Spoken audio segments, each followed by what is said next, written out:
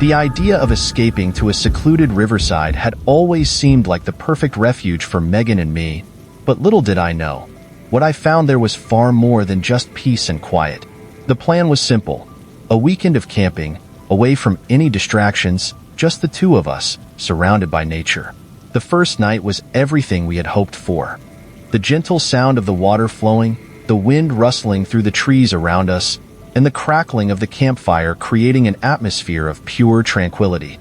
We were finally away from the hustle and bustle of everyday life.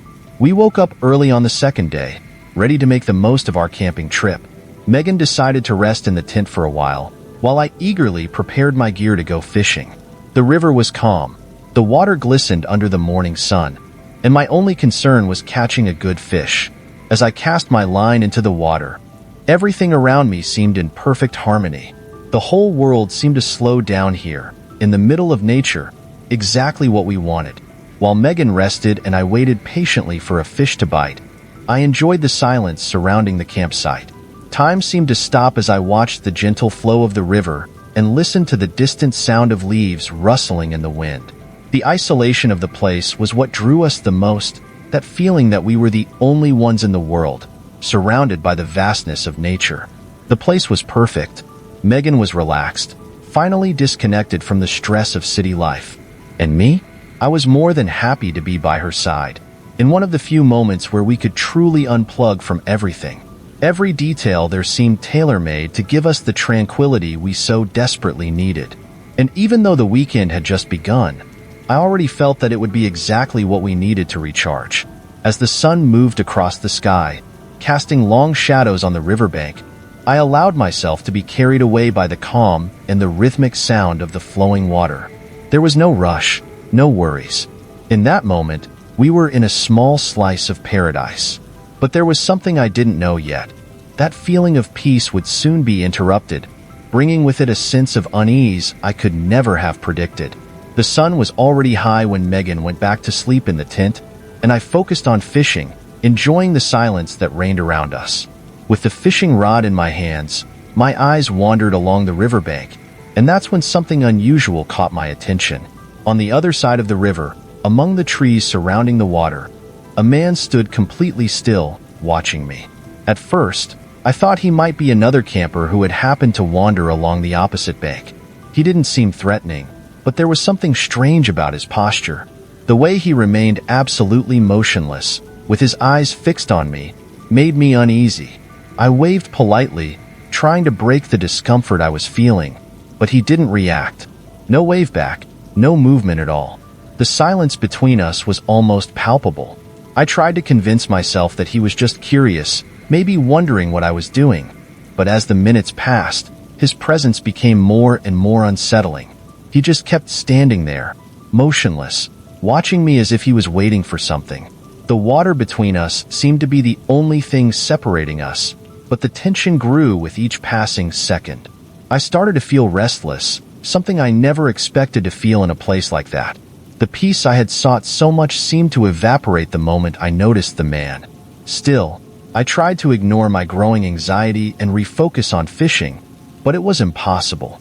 His presence seemed to fill the entire environment, making it hard to even breathe. I didn't know why it bothered me so much, but I couldn't take my eyes off him.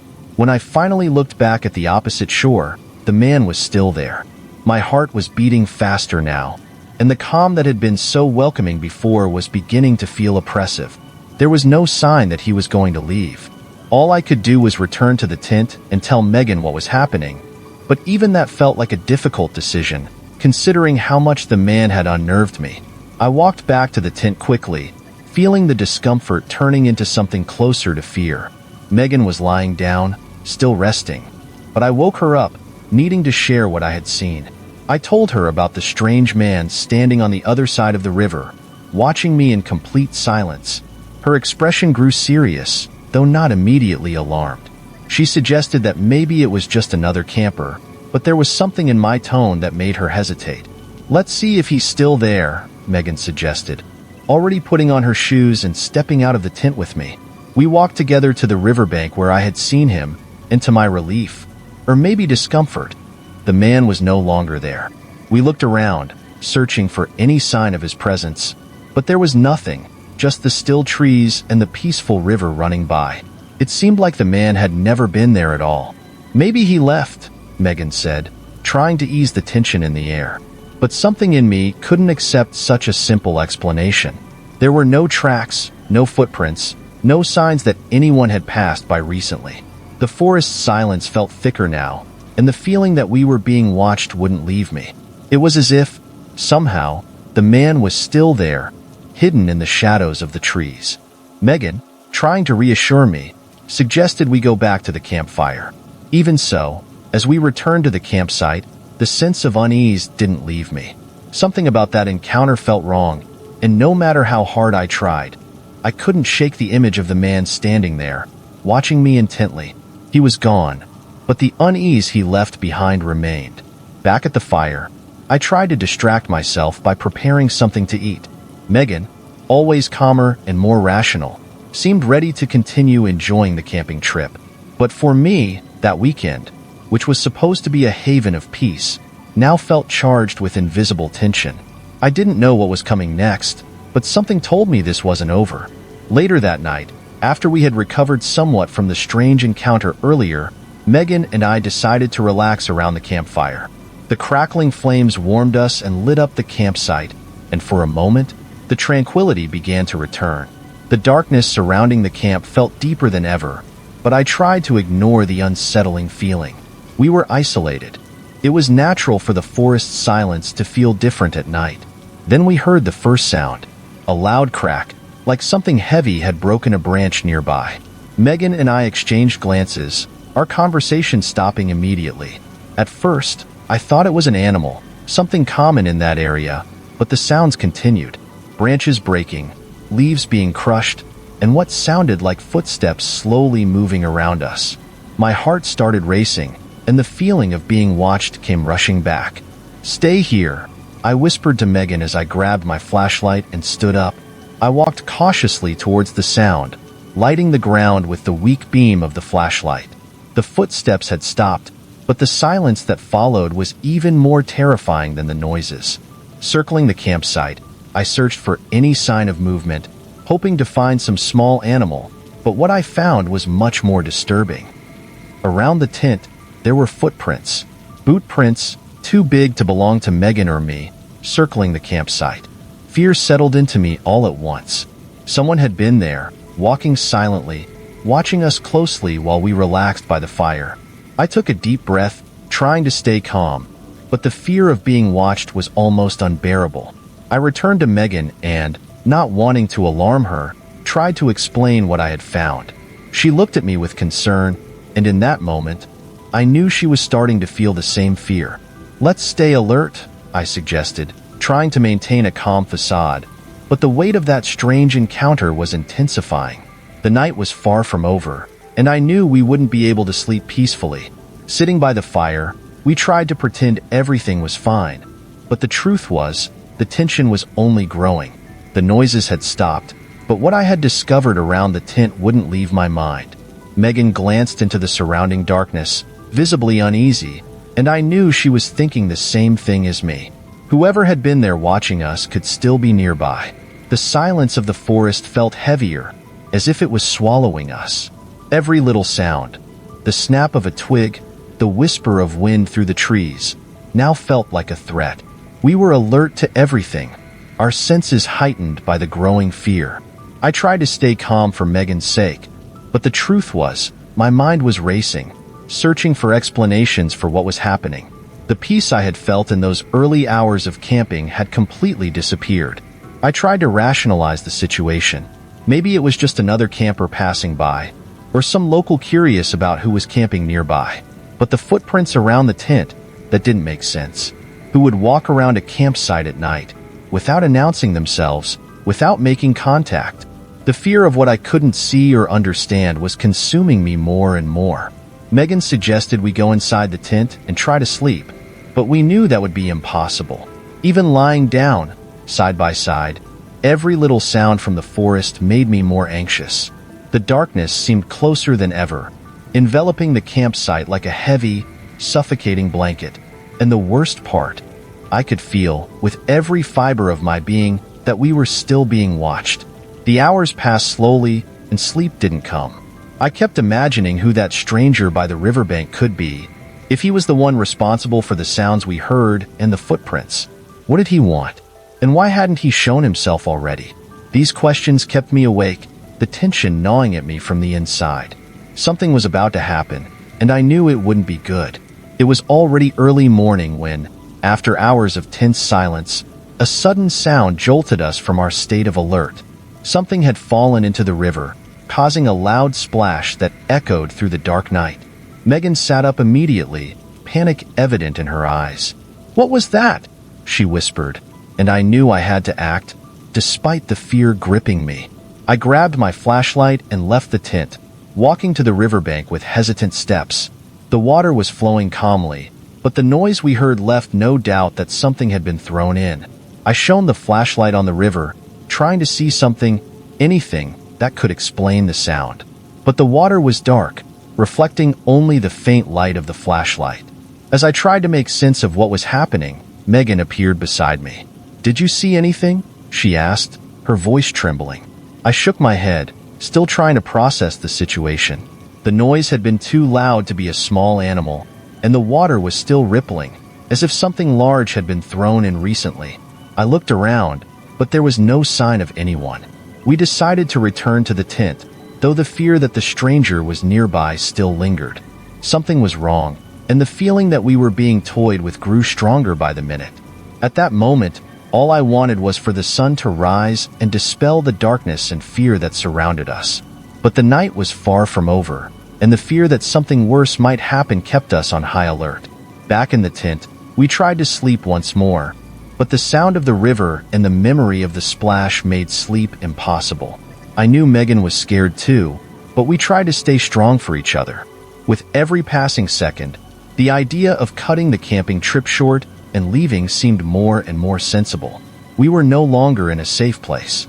When morning finally arrived, we emerged from the tent exhausted, still shaken by the events of the previous night.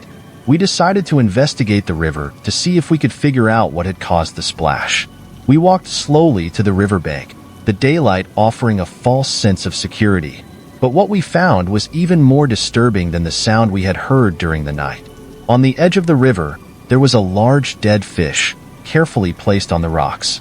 It looked like a trophy, something left there on purpose.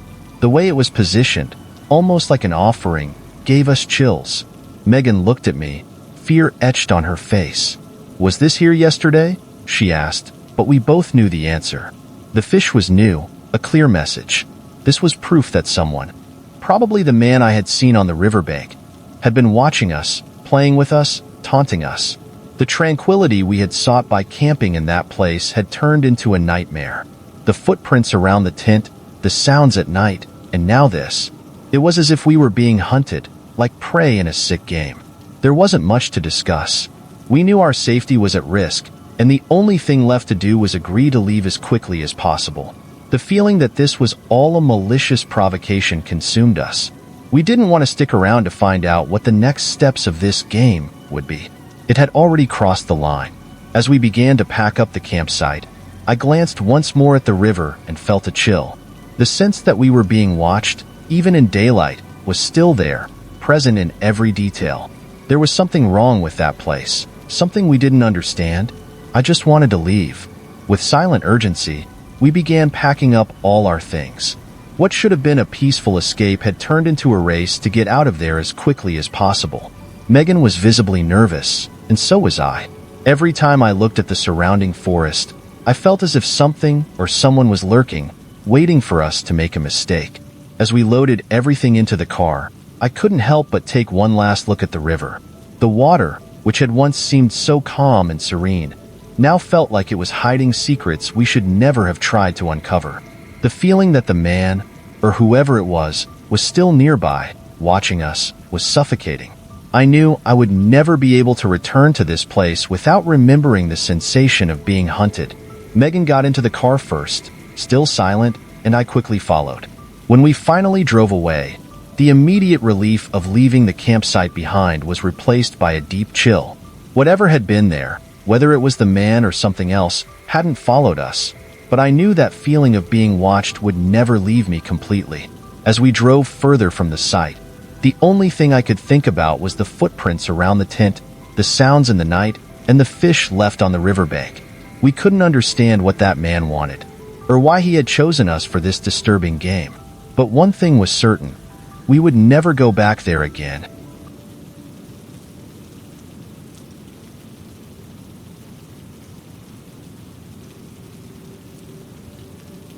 That was supposed to be the perfect getaway, but little did I know that something far more disturbing awaited us at the edge of the lake. My coworkers and I had decided to spend a weekend away from everything, fishing at a remote lake near an abandoned industrial area. The place seemed ideal, calm, isolated, and promising peaceful days. As soon as we arrived, we set up camp by the water, eager for a few hours of relaxation. The clouds hovered in the sky like slow-moving shadows, but the surroundings brought a comfort we rarely found in the daily grind.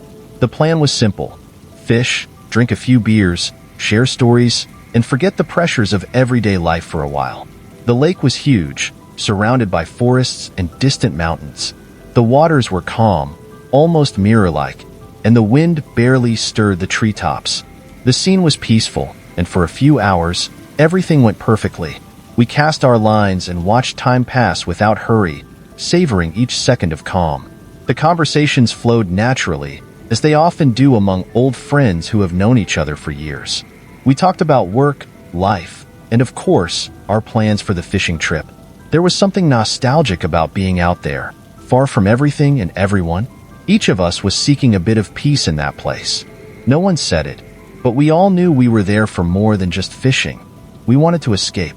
However, despite the inviting atmosphere, there was something subtly strange about the landscape. It was as if, in certain moments, the silence around us grew heavy, weighed down by an invisible presence. I remember thinking that the air felt different, almost too dense to ignore. Something about the environment made me more alert, even without any clear reason. I stayed quiet, thinking it was just the stress from the previous work week catching up with me.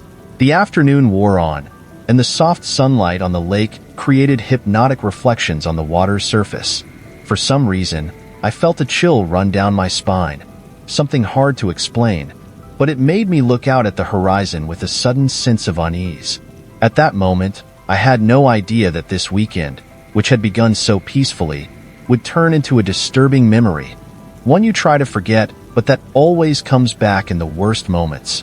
We were completely immersed in the relaxing fishing routine when we decided to explore a more remote part of the lake, something we hadn't initially planned.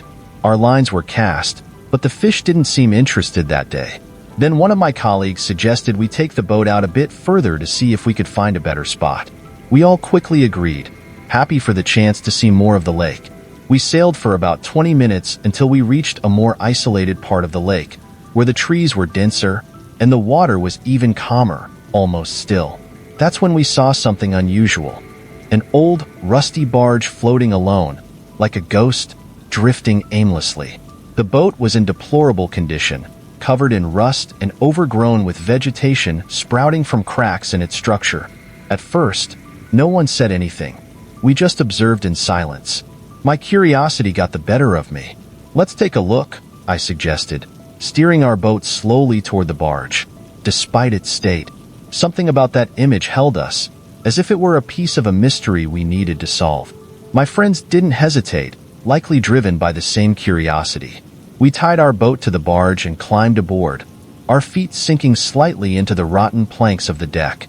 The barge looked like a horror movie set, dirty, abandoned, but clearly recently used. We found empty bottles scattered on the floor and belongings that appeared to have been left behind. An old jacket, some worn-out shoes. It was as if the people had left in a hurry, not caring to take anything with them. The air inside was heavy, the smell of mold and rust filling the space, creating a suffocating atmosphere. As we walked carefully, the tension began to rise. The abandoned barge was undoubtedly intriguing, but what did it hide? Who had been here? The fact that we found signs of recent use made everything more ominous. It was impossible to ignore the growing discomfort. Little did we know that soon we would have more answers than we'd bargained for. Our first impulse, after quickly exploring the deck of the barge, was to descend into the interior, searching for more clues. The metal steps of the rusty staircase creaked under our feet, and each step echoed through the hollow hull. It was almost impossible to shake the feeling that we were trespassing, crossing a line we shouldn't. The interior was even more desolate than the deck, a true maze of narrow hallways and debris. The walls inside the barge were stained and covered with mold. Broken bottles and yellowed papers littered the floor. We found a small room, probably an old storage area, where there were open boxes and belongings scattered as if someone had ransacked everything. This unsettled us. It didn't look like things had just been abandoned. It seemed like someone had left in a rush. One of my friends found a notebook among the junk. We flipped through the pages, but they were almost illegible, stained by water and deteriorated over time. Still, the few words we managed to decipher spoke of secret meetings, things that definitely shouldn't have been happening there. That's when a thought began to form in my mind. The barge was being used for something illegal, maybe smuggling. My mind began racing with assumptions. Could it be that someone was using this place as a hideout? And if that was the case, what else could be hidden here? Everything was starting to seem more real with each step we took inside the barge. But at the same time, something inside me screamed to leave as fast as possible. That feeling of being watched returned, stronger than before. We completed a circle around the interior and returned to the deck, the tension weighing on us. We didn't want to admit it, but everyone was starting to get nervous. It was as if each discovery was pushing us further into the unknown, and the uncertainty of what we might find next was slowly consuming us. Back on the deck, I looked at my friends and saw that they felt the same as I did. We were dealing with something much bigger than just an abandoned barge. It wasn't just the empty bottles or the belongings carelessly left behind. There was something more, something we couldn't see but that was present in every corner of that place. It felt like we were being watched, or like something sinister was about to happen. As we walked across the deck, we began to find more evidence that the barge had been used as a hideout. There were small secret compartments in the walls and floor, likely used to store illegal goods. Everything pointed to something suspicious, possibly smugglers.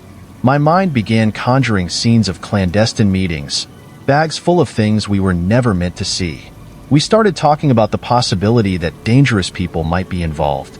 The tension in the group rose quickly, and what had once been innocent curiosity was now becoming a real concern. We were meddling in something we clearly shouldn't. Each discovery led us down a mental dead end, and the idea that we might be in danger began to solidify. I suggested that we should leave before something worse happened. My friends were divided. Some wanted to keep exploring, perhaps to understand better what we were dealing with, but most were clearly uncomfortable. We were starting to realize that whoever was involved in this clandestine operation wouldn't be happy to find strangers snooping around their hideout. What we didn't know was that danger was closer than we imagined. We had barely finished discussing our next steps when we heard something that made us freeze in place. Voices, distant, but quickly approaching. The voices echoing in the distance immediately sounded threatening. We didn't know where they were coming from, but with every second, they grew closer. Instinctively, we all crouched down, trying to hide behind anything that could shield us. My heart raced, and my mind began to whirl.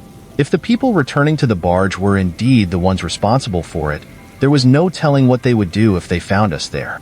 My first thought was to run, get back to the boat, and disappear before the voices got any closer. But then I realized there wasn't enough time. We were already trapped, with no choice but to hide and wait. Adrenaline surged through my veins as I crouched behind a pile of old boxes. Around me, my friends did the same, fear written on their faces. The voices, once indistinct, were now clear enough for us to hear what they were saying. They were discussing something, speaking in low tones, but the tension in their voices was palpable. I tried to make out what they were saying, but I could only catch fragments of phrases. One thing was certain. They were returning to the barge, and we shouldn't be there when that happened.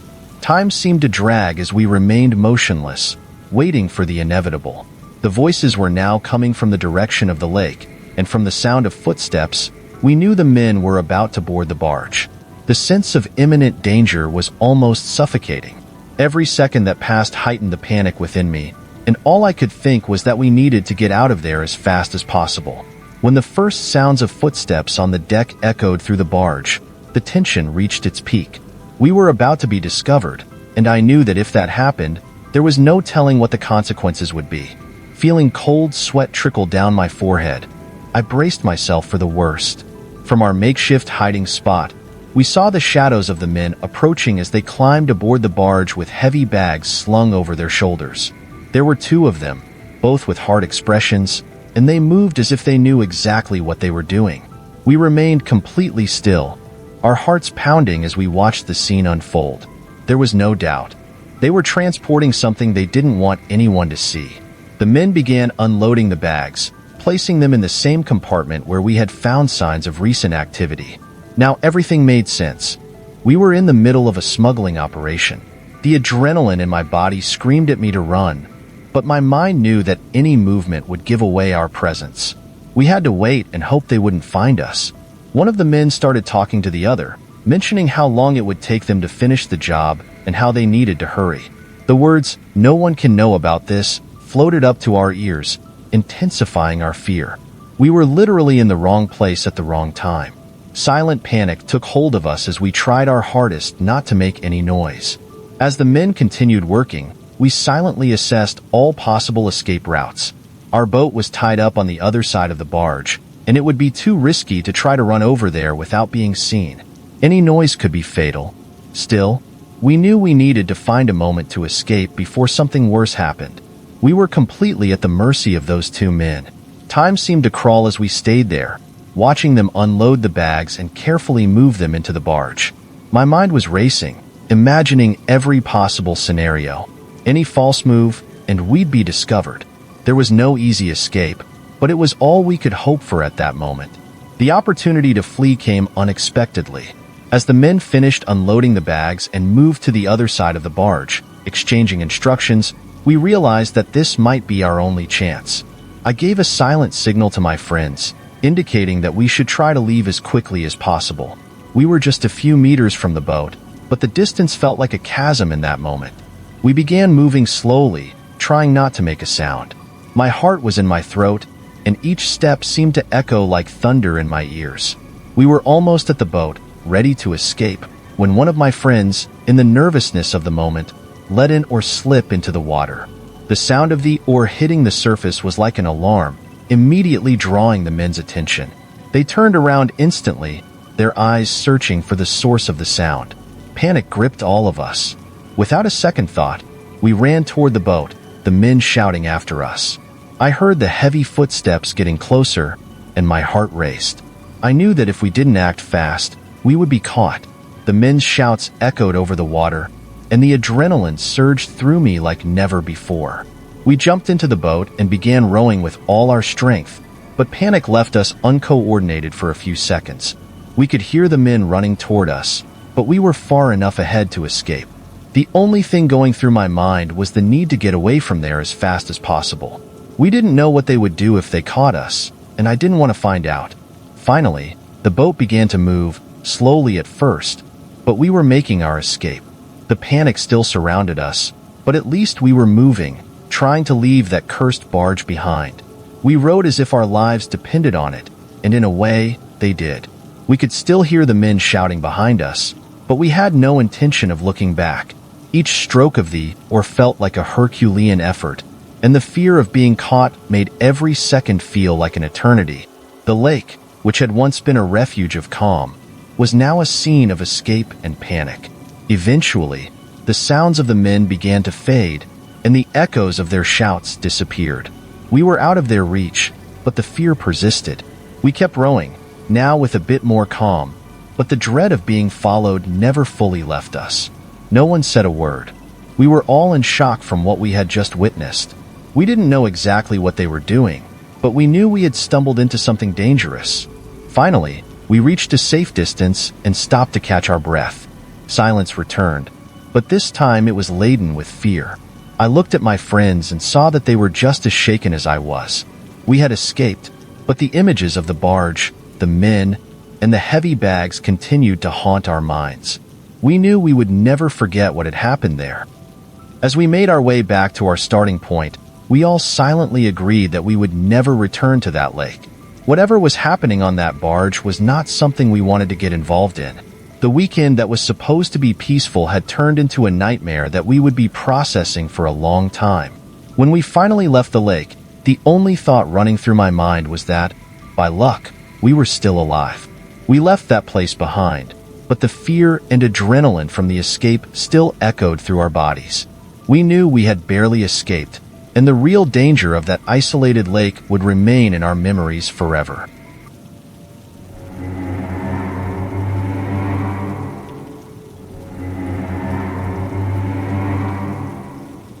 From the moment we decided to spend the night by that secluded lake, something told me it wouldn't be just an ordinary night. It wasn't fear, more like a sense of anticipation, as if something was about to happen, though I didn't know what. Tom, my son, was excited about the fishing trip. He's always loved fishing, and this was the perfect opportunity for us to spend some time together, away from the city and the rush of our lives. The lake was calm, the sun reflecting off the water in a nearly hypnotic way, and the gentle breeze rustled the trees around us, creating a scene of complete peace. The afternoon unfolded peacefully. Tom cast his line into the water with the concentration of someone in a competition, but I knew that, for him, what really mattered was being there, with me. The silence between us wasn't uncomfortable. In fact, it was comforting. Sometimes, we didn't need words to enjoy the moment. Every now and then, we exchanged glances and smiles, celebrating small victories like catching a fish, or simply enjoying the fact that we were far from everything. There was an old cabin next to the lake, and it occasionally caught my attention, even though I tried to ignore it. It stood there, a structure worn by time, with weathered wooden walls and windows covered in dust. It was the kind of place that seemed to hide a story, and even though we didn't believe in anything supernatural, the presence of that cabin stirred a slight discomfort. Tom, always playful, even joked that maybe an old hunter lived there, or that the place had been abandoned for years. Time passed slowly, but in a pleasant way. The sun began to dip below the horizon, painting the sky with shades of orange and pink that reflected on the lake like a mirror. I watched Tom, focused on his fishing rod, and for a moment, I felt a deep sense of gratitude for being there with him, away from the daily worries. It was exactly the kind of refuge we needed. The nature around us seemed to embrace us, offering the silence needed so that only the sound of the wind and water filled the space.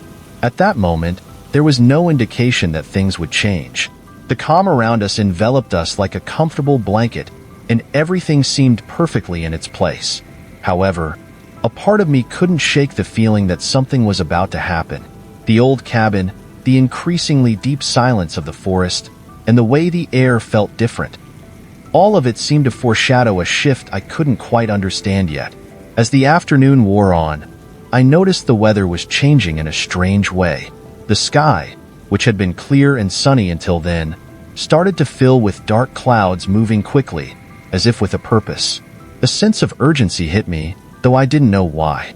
I looked at Tom, who was still focused on fishing, completely unaware of the change in the weather. "I think we should start getting ready," I said, trying not to alarm him. As we began to gather our things, the wind suddenly picked up, shaking the trees with force. The leaves rustled violently, and the sound echoed around the lake. The pleasant afternoon gave way to an oppressive feeling, and I knew at that moment that a storm was brewing. Tom, now more aware, began to look at the sky with concern. "Let's head to the cabin before the rain starts," I suggested, trying to keep my tone light, but the truth was I was also growing uneasy. The wind howled as we hurried to the old cabin, carrying our belongings as quickly as possible. As we approached, the first rumble of thunder echoed in the distance, the sound reverberating through the valley and causing the ground to tremble slightly beneath our feet. We made it to the cabin just as the rain began to fall, thick drops pounding on the roof, creating a steady, almost hypnotic rhythm. Inside the cabin, the air was stuffy and heavy, but at least we were sheltered from the storm. The cabin was even more desolate inside than it appeared from the outside. There were cobwebs in the corners, old, rotting furniture, and the smell of mold filled the air. However, something else caught my attention. Open cans of food on the table and a fire pit on the dirt floor, long since extinguished. I looked at Tom, who had also noticed the signs that someone had been there recently. "Looks like we're not the only ones using this place," I commented, trying to hide the unease in my voice. The storm outside worsened, and the sound of the rain hammering against the roof grew more intense. The wind made the old structure's boards creak, and I couldn't shake the feeling that something was wrong. Something about the cabin felt off, and the fact that someone had been there before us only added to my concern. Tom was trying to stay calm, but I knew he was feeling uneasy too. Little did we know that this night would bring even more surprises. The sound of the storm outside seemed to surround the entire cabin. The rain hitting the wooden walls, along with distant thunder, created an almost claustrophobic atmosphere. As Tom explored the inside of the cabin, I noticed he was growing restless. The signs that someone had been there recently were too clear to ignore, and it was making him uncomfortable. "Do you think whoever was here will come back?" he asked, a hint of fear in his voice. His question echoed in my mind longer than it should have. I tried to reassure him, saying that whoever had been there had probably left long ago. It might have been someone who passed through and used the cabin for shelter, just like we're doing now, I explained. But inside, I wasn't so sure. The state of the open cans, the signs of use around the fire pit, and even the way things were arranged in the cabin suggested that the person hadn't been gone for very long. The discomfort grew by the minute. Tom suggested we light a fire to keep warm, and I agreed.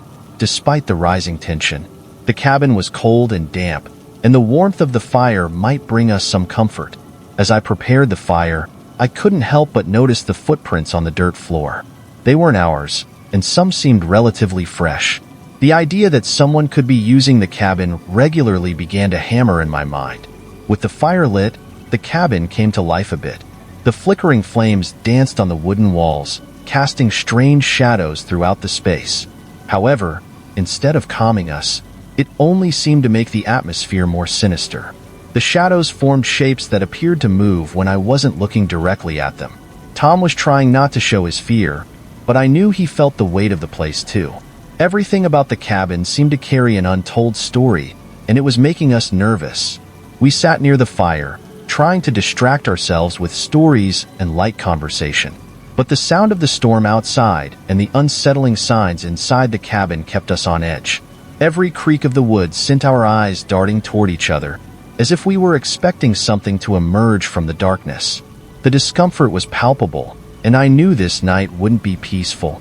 The cabin's threatening silence only amplified the feeling that something was about to happen. It was during a lull in the conversation that we heard it for the first time. A distinct sound, almost imperceptible amidst the storm. Footsteps, slow, deliberate, circling the cabin outside. I immediately went on alert, trying not to show panic to Tom, but the fear growing inside me was impossible to ignore. I glanced at him, and he had heard it too. "It's probably just the wind blowing the branches," I suggested, trying to keep my voice steady, but I knew it wasn't that. It wasn't branches. It was footsteps. For a few minutes, we sat in complete silence, straining to catch any other sound. The footsteps continued, now clearer, as if something or someone was circling the cabin, watching, waiting. Each step seemed heavy, faintly echoing through the worn wooden planks. The storm outside was violent, but even so, the sound was unmistakable. Tom looked at me with wide eyes, waiting for an explanation. But what could I say? That we weren't alone?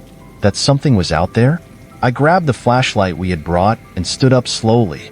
"I'll take a look," I told Tom, trying to sound calm, but my voice betrayed my nerves. The last thing I wanted was for him to panic. I walked over to the nearest window and, carefully, peered outside. All I could see was darkness, the rain falling hard and the wind whipping the trees. No sign of movement, but the footsteps, they were still there, even though I couldn't see anything. I returned to sit by Tom, pretending everything was fine. "It's probably just an animal," I said, more to myself than to him, but I couldn't shake the feeling that something was off. The footsteps weren't those of an animal. They were too methodical. Tom was silent, but I could see the fear in his eyes. "It'll be okay," I reassured him, though deep down, I wasn't so sure. Time seemed to drag on as the footsteps continued. Slowly, as if whoever or whatever was outside was just waiting for the right moment to reveal itself. My heart was pounding in my chest, and I knew we wouldn't be able to relax that night. The storm was growing more intense, and now it felt like we were surrounded not only by the weather but by something much darker. The night grew denser, and the sound of the storm was almost deafening. However, no matter how loud the rain and wind were, the sounds outside the cabin were clear. Branches snapping, as if something was moving through the forest around us, and the unmistakable sound of something being dragged near the lake. My heart raced as I tried to make sense of what was happening. The situation was spiraling out of control, and the feeling that we weren't alone grew stronger by the minute. I looked at Tom, sitting near the fire, trying to stay calm, but I knew he was scared. What could I do? As a father, my first instinct was to protect him, but how could I protect someone from something I couldn't even see? I tried convincing myself it was just the wind, that the storm was disturbing the vegetation around us. But at the same time, the sounds were too precise. Something or someone was out there, and it was getting closer. As we listened intently, the sound of something being dragged along the lakeshore made us hold our breath. Whatever it was, it seemed heavy, like something being pulled through the mud with difficulty. I stood still, trying to catch more details, but the noise was lost in the storm. My instinct screamed not to investigate, to stay where we were and wait for daylight. But curiosity and the fear that something might happen kept us on high alert. The tension inside the cabin was palpable. Tom tried not to show fear, but I could see in his eyes that he was terrified. "Dad, what's happening?" he whispered, as if he didn't want to draw attention from whatever was outside. I took a deep breath before responding, "I don't know, but we'll stay here until morning, okay?" He nodded, but the fear didn't leave his eyes. I needed to be strong for him, but in that moment, I felt powerless. The sounds continued for a while, then suddenly stopped. The silence that followed was even more unsettling. The storm raged on outside, but the noises around the cabin had completely ceased. We didn't know what to think. Whatever had been out there seemed to have disappeared, or perhaps it was waiting for something. I glanced at the window, but all I could see was darkness and the rain pouring down hard. Something was happening, something we couldn't yet understand. The silence was abruptly interrupted by a series of knocks on the door. Firm, deliberate, as if whoever or whatever was out there wanted us to know it was there. My body instantly froze, and I felt Tom shrink next to me. I looked at him, placing a finger to my lips, asking for silence. Whatever was out there knew we were inside. But what was it? And why was it knocking on the door of a remote cabin in the middle of a storm? The knocks continued, echoing through the small cabin like gunshots.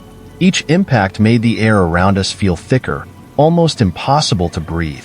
My mind raced with possibilities, but none of them made sense. I thought about opening the door, but something inside me screamed that would be a terrible mistake. Instead, I grabbed the flashlight and slowly moved toward the window, trying to be as quiet as possible. I peered outside, but the darkness and heavy rain made it difficult to see. I saw no one. Tom was pale, clutching the blanket as if his life depended on it. "Who's out there?" he whispered, and I could barely answer. "I don't know," I murmured back, trying to keep my voice steady. The sound of the knocks continued, relentless, and now my heart was racing. What to do? Opening the door seemed dangerous, but ignoring the knocks was just as unsettling. Whoever or whatever was out there didn't seem like it was going away anytime soon. I decided to keep the door locked, hoping the knocks would stop. I knew we didn't have many options. Inside the cabin, we were trapped and vulnerable, but going out into the storm could be even more dangerous.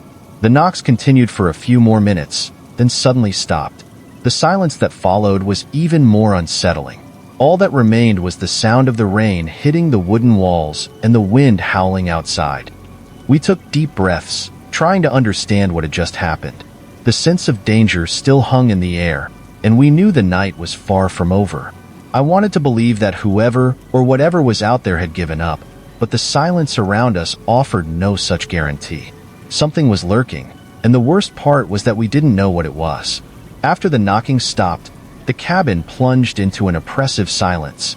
Even with the storm outside, it felt like everything around us had come to a halt, waiting. My body was tense, every muscle ready to react to any sound. But what followed was just the sound of our own breathing, heavy and fast. Tom shifted nervously beside me, trying to find some comfort in the warmth of the fire, which was now starting to die down. "Dad, what are we going to do now?" he asked, in a barely audible whisper. I didn't have a clear answer. All we could do was wait. "We'll stay here until morning. There's no reason to leave now," I tried to reassure him, but it was hard to ignore the fact that the cabin, which had once felt like a refuge, had now turned into a trap. The windows were covered by the heavy rain, making it impossible to see what was happening outside. We were surrounded by the storm and the unknown. Fear, despite my efforts to disguise it, was inevitable. We tried to distract ourselves, but every creak of the cabin's old wood made my heart race again.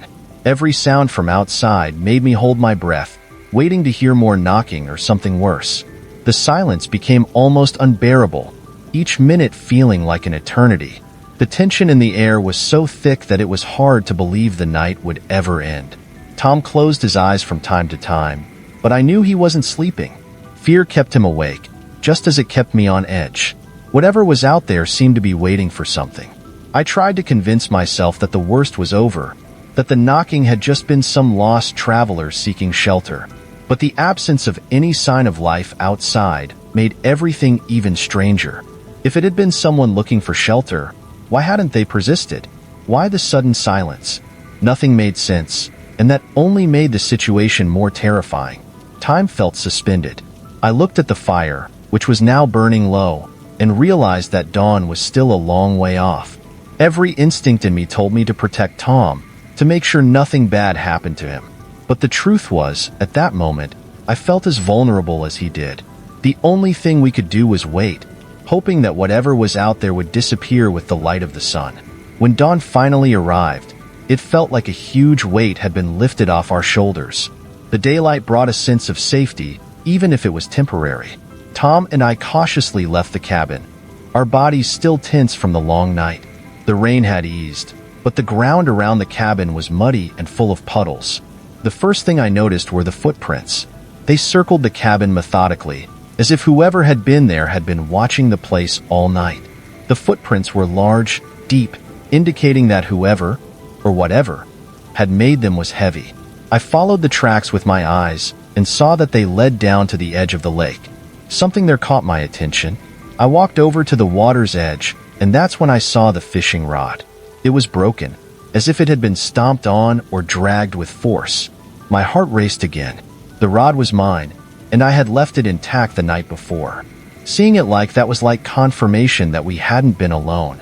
Tom approached me, looking at the broken rod with a mix of curiosity and fear. He didn't say anything, but his eyes told me he knew something very strange had happened. "Let's go," was all I could manage to say. There was nothing left for us there. The place that had been a refuge for a night of camping now seemed dangerous, full of secrets we didn't want to uncover. We packed our things quickly, not exchanging many words. The silence between us was heavy, but we didn't need to speak to understand what the other was feeling.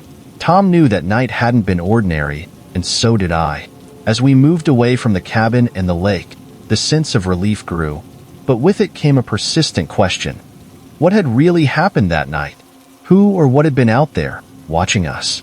As I started the car and drove away, I looked in the rearview mirror and saw the cabin fading into the distance. The feeling that we had narrowly escaped still haunted me. The footprints around the cabin, the broken fishing rod, the sounds in the night, none of it made sense. But one thing was certain. Something, or someone, had been there with us, and though we might never know what, that experience would stay with us forever.